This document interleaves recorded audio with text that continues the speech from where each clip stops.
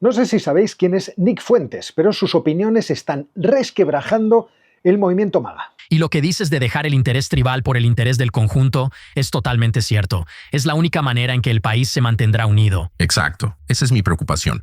Y estoy totalmente de acuerdo contigo. Diría, sin embargo, que el principal desafío para eso, un gran desafío para eso, es la comunidad judía organizada en Estados Unidos. Cuando Trump tomó al asalto el Partido Republicano, que puso en marcha el movimiento MAGA, también puso en marcha, lógicamente, los mecanismos que harían que ese movimiento se rompiera, se hiciera pedacitos. Quizá tenga esto que ver con que todos pensamos que somos más listos que los demás y que vemos mejor que ellos qué es lo que hay que hacer y cómo hacerlo. En cualquier caso, ahora mismo la atención de los conservadores en Estados Unidos está en este rompimiento, en este fraccionamiento que cada vez es más evidente. El movimiento MAGA, Make America Great Again, ya no es una coalición fluida y compuesta por un solo bloque, si es que alguna vez lo fue. Por el contrario, se percibe con claridad una tensión creciente, una lucha interna por definir qué es eso del movimiento MAGA, quién manda, cuáles son los valores que hay que defender. El episodio que ha traído a la superficie, ha puesto de relieve este rompimiento, comenzó con la entrevista de Tucker Carlson a Nick Fuentes. Nick Fuentes, gracias. Sí, gracias por invitarme. Quería conocerte, he oído hablar de ti. Sé de ti. Carlson, ya sabéis que cada vez está más en el extrarradio del movimiento MAGA, con sus opiniones a veces muy apropiadas sobre la belleza de las ciudades rusas en comparación con las de Estados Unidos, y luego con el absurdo de intentar afirmar que es que Vladimir Putin, mira qué bien hace todas las cosas, o que qué bueno es Maduro. ¿Por qué estamos haciendo esto? ¿Por qué estamos tan en contra de Nicolás Maduro? Si le preguntas a alguien en la calle, a una persona cualquiera, ¿por qué estamos en contra de Nicolás Maduro?, la respuesta que vas a recibir es: ¿quién es Nicolás Maduro? Pero si encuentras a alguien, digamos en el sur de Florida, que sabe quién es Nicolás Maduro y puede ubicar Venezuela en un mapa, esa persona casi seguro te dirá: bueno, porque él es comunista o socialista, es extremadamente de izquierda. Eso es cierto, Nicolás Maduro y su gobierno son muy de izquierda en lo económico. No en lo social, por cierto, lo cual es bastante interesante. En Venezuela, el matrimonio gay está prohibido, el aborto está prohibido, y los cambios de sexo por transexualidad están prohibidos. Como si eso nos hiciera olvidar qué tipo de dictadura se desarrolla en Venezuela. Pero ha sido el comentario que ha hecho posteriormente a la entrevista con Nick Fuentes el presidente de la Heritage Foundation, Kevin Roberts, lo que ha hecho saltar todo por los aires. ¿Y qué es lo que ha dicho Roberts? Atentos. No invitaríamos a Fuentes en Heritage. Pero eso es diferente de decir que debería ser cancelado. Porque si lo haces, vas a aumentar el tamaño de su público. Nosotros, como conservadores, tenemos que descubrir cómo llegar a esos millones de jóvenes que, lamentablemente, encuentran atractivo lo que tiene que decir Fuentes. Estamos preocupados por las repercusiones de la derecha política en la cultura de cancelación. Debemos estar involucrados en la conversación sobre ideas, incluyendo las verdaderamente detestables que Fuentes ha dicho. Obviamente el comentario de Roberts será un comentario en defensa de la libertad de expresión, y es la postura que debería tener un think tank conservador como la Heritage Foundation, que se opone a la política de cancelación del wokismo. Es decir, la libertad de expresión es uno de los derechos más importantes que se deben defender en una democracia. Y yo creo que muchos tenemos, por extremadamente peligroso, ceder a la tentación de borrar de la esfera pública a aquellos que opinan de forma distinta a la nuestra. Pero es cierto que hay muchos que no opinan así, por ejemplo, aquellos que defienden discursos llamados antifascistas, que van en la dirección de acallar cualquier tipo de opinión discrepante que no sea la suya propia, puesto que toda opinión discrepante a la suya es fascismo. En España hemos vivido un acontecimiento reciente, un episodio violento, cuando un personaje bastante famoso en las redes sociales, Vito Quiles, intentó emular a Charlie Kirk en la Universidad de Navarra. La violencia ejercida contra los que querían escuchar a Vito Quiles ha sido defendida por muchos como un ejercicio sano de antifascismo, afirmándose incluso que el antifascismo se tiene que ejercer a través de la acción, que es lo mismo que decir que a través de la violencia. Pero que uno defienda el derecho a expresarse libremente no implica que uno esté dispuesto a aceptar lo que se expresa libremente, ni que vaya a dejarlo pasar sin crítica. Esto también es parte de la democracia. Y esto explica que existiera un cortafuego dentro del conservadurismo de Estados Unidos para separar las diversas posiciones. Y de hecho, alrededor de Nick Fuentes había un cortafuegos. Por ejemplo, De esto hablaba recientemente The Atlantic, del cortafuegos alrededor de Nick Fuentes, que ahora se ha visto resquebrajado con la entrevista de Tucker Carlson. ¿En qué consistía este cortafuegos? Durante años el Partido Republicano ha mantenido apartado del núcleo central de su movimiento a lo que podríamos describir que son los extremistas. Y entre estos pueden aparecer personajes como Nick Fuentes. Ese muro separaba al conservadurismo, incluso al conservadurismo populista de Donald Trump, del supremacismo racial y del antisemitismo. Y así era para los grandes think tanks como la Heritage o como la Hudson, y los comunicadores más influyentes que criticaban el establishment evitaban ofrecer plataforma a quienes encarnaban estas posiciones más extremas. Pero la defensa de Tucker Carlson a Fuentes por parte del presidente de la Heritage hizo que se conmovieran las bases de ese cortafuegos y que se activaran todos los elementos de presión que existen alrededor, también de instituciones como la Heritage, para evitar que esos personajes puedan aparecer públicamente. Aunque Roberts matizó después lo que dijo condenando el antisemitismo de Fuentes y pidió disculpas por el lenguaje, el daño para él ya estaba hecho. Se produjeron dimisiones dentro de la Heritage, arreciaron críticas abiertas de socios veteranos de la institución y comenzó la presión de los donantes. Y aquí, y teniendo en cuenta que a Nick Fuentes se le acusa de antisemitismo, la presión de grupos pro-judíos o pro-israelíes pues ha tenido una especial importancia. Porque estos grupos de presión tienen un grado de influencia muy considerable, como todos sabemos, dentro del sistema político de los Estados Unidos. Organizaciones como el Comité de Asuntos Públicos Estadounidense-Israelí, la IPAC, o la Liga Antidifamación, ADL, participan activamente en el lobby, es decir, en la influencia política mediante la financiación, las campañas de concienciación y la promoción de leyes, que tienen obviamente la intención de que haya una política exterior en Estados Unidos favorable al Estado de Israel, y también buscan contrarrestar el antisemitismo. Por ejemplo, AIPAC ha sido descrita como una de las organizaciones de lobby más influyentes de Estados Unidos. Con lo que en cuanto el conservadurismo se inclina o no combate posturas anti-Israel o antijudías, este lobby judío salta y lo hace con bastante eficacia. En el caso de Nick Fuentes, ha sido expulsado o suspendido de múltiples plataformas por su discurso extremista, de negación del Holocausto, de elogios al nazismo o de ataques antisemitas explícitos, en lo que se denomina un deplatforming, que le deplataforman. Ese cortafuegos, al que se refería The Atlantic, por lo tanto está sustentado por esta vigilancia que se hace por parte de grupos de presión en determinados ambientes. Y su quebrantamiento expone esta tensión que siempre hay entre la libertad de expresión y la protección de derechos de minorías.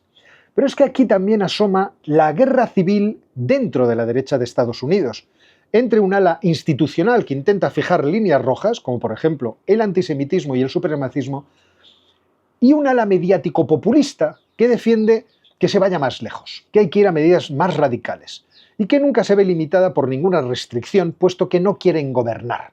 El gobierno lo quiere el ala institucional, y es este el que se va a encontrar con las limitaciones y por lo tanto con las dificultades. Para controlar a estos sectores más díscolos y que comprometen más a la acción del sector más institucional, es que se necesitan estos cortafuegos, porque amenazan por dos frentes en los que son muy débiles los que quieren ser institucionales.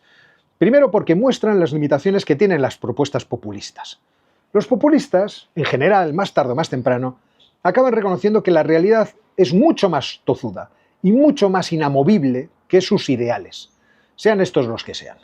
Y en segundo lugar, claro, las propuestas radicales fácilmente pueden acabar convirtiéndose en tendencia y por lo tanto en movimientos políticos propios que acaben rompiendo, fraccionando la unidad del movimiento que uno defiende, por ejemplo, el movimiento MAGA.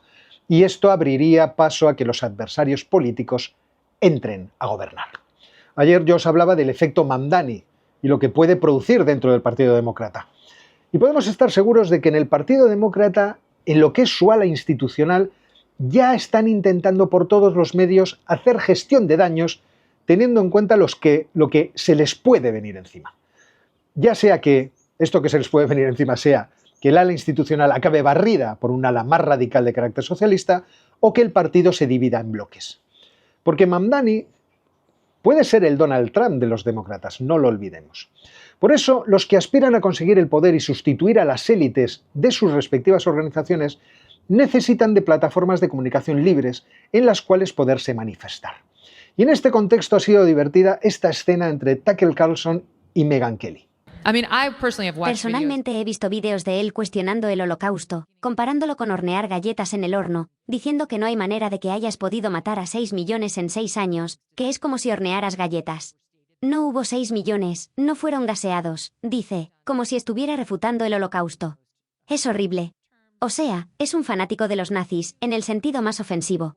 ¿Por qué no le planteaste estas cuestiones? Oye, puedo hacer lo que quiera, no eres mi editor, lárgate. O sea, no sé. ¿Quieres ir a gritarle a Nick Fuentes? Te doy su número, llámalo, siéntate y grítale, y te sentirás bien, o lo que sea. Y es que ahora mismo, a menos que las plataformas de comunicación como YouTube, X, Facebook, cualquiera que nos imaginemos, bloqueen la posibilidad de que estos mensajes aparezcan para el público, será necesario el confrontarlos directamente. No basta con la estrategia que estamos viendo hasta ahora en las redes sociales, en cualquier tipo de comunicador, que es enfrentarle a un comunicador de tipo opuesto que solamente funciona en su campana de resonancia. Hace falta confrontación directa y debate para hacerse presente en el mundo de los otros. Ya sé que esto es muy cansado, yo no quiero hacerlo y se necesita una personalidad a la que le guste la confrontación. Aunque la defensa de la libertad de expresión lo exige, porque si no, la alternativa es la censura. O, por ejemplo, el asesinato, como ocurrió en el caso de Charlie Kirk. En cualquier caso, observo que en el movimiento MAGA ahora mismo que existen como 3 corrientes. La institucional, de la que ya hablaba y que existe en toda organización, ya sea partido político, sindicato, profesional o cualquier tipo de asociación, una de músicos o de jugadores de ajedrez, observamos esa tendencia aristocrática a que haya alguien que mande.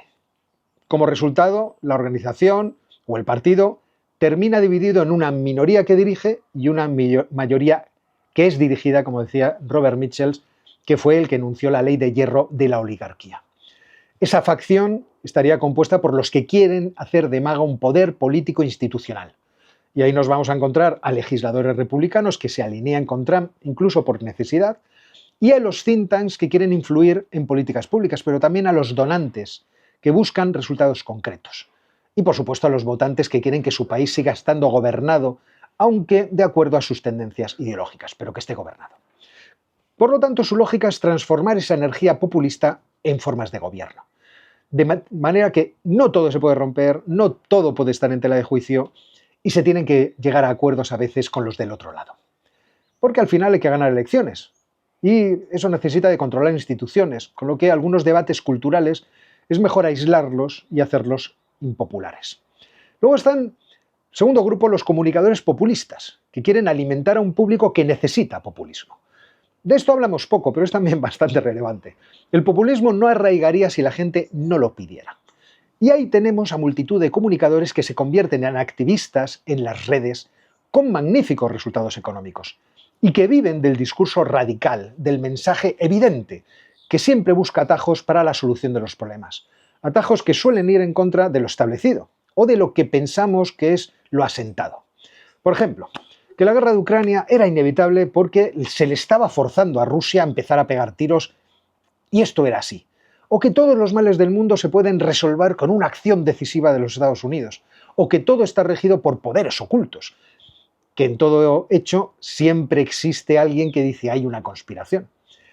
Y entre estos yo creo que podemos poner a Tucker Carlson o a Candace Owens, que yo creo que encajan bastante bien en el molde. Y finalmente existe una última corriente que sería la más extrema y que lleva a su conclusión más radical el enfrentamiento entre conservadores y progresistas en Estados Unidos. Y aquí encontraríamos a los del nacionalismo blanco, el identitarismo cristiano, a los que rechazan explícitamente el multiculturalismo, a los que cuestionan los fundamentos del conservadurismo clásico y del liberalismo. Y por supuesto estarían los grupos como los Groypers, entre los cuales está Nick Fuentes, y que son una punta de lanza que presiona al movimiento MAGA y hace a sus extremos más radicales. Y por eso estamos viendo el episodio de la Heritage Foundation. Por eso ha atraído tanta atención de los medios de comunicación, incluido el Wall Street Journal o The Atlantic, porque representa el último episodio por ahora de la guerra por el futuro del movimiento MAGA. y qué se está produciendo entre estas corrientes. Y siguiendo la tendencia natural de este tipo de batallas internas de las organizaciones, iremos viendo cómo todo incumplimiento por parte de Donald Trump o toda medida que no consiga los objetivos que se habían prometido van a alimentar precisamente estos enfrentamientos. Aunque es cierto que Donald Trump jamás aceptará que se equivoca, pero en algún momento el hecho de que continuamente miente con las cifras y con las realidades de lo que ocurre acabará llegando a capas de ciudadanos que, sin ser tan adeptos a los principios del movimiento MAGA, lo votaron. Y en ese momento pueden pasarse de bando.